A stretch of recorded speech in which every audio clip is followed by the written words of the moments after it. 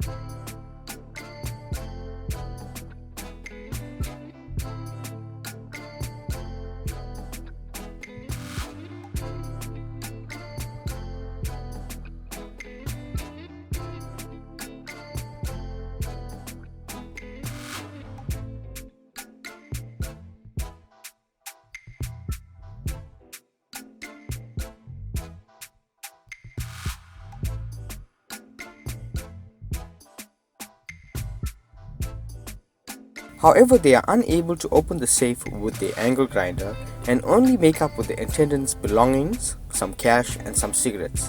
What a waste of time. If you like this video, please give it a big thumbs up and subscribe for more daily content.